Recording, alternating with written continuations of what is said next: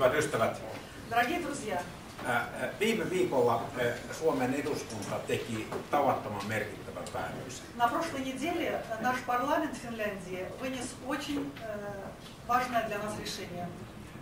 Hanhinkiveen Pohjanmaalle rakennetaan uusi ydinvoimala.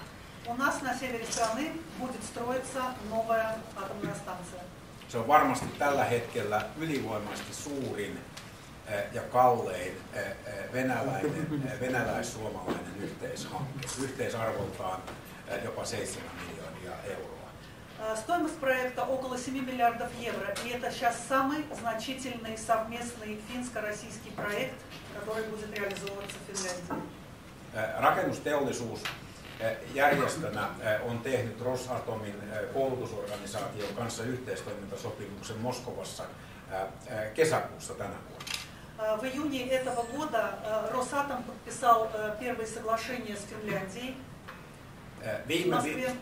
Viime viikolla me teimme yhteistoimintasopimuksen Venäjän rakentajaliiton Pietarin osaston kanssa Smolnassa, Pietarissa. На прошлой неделе мы ездили в Санкт-Петербург и подписали соглашение о сотрудничестве с петербургским ССО, Союзом строительных объединений и организаций.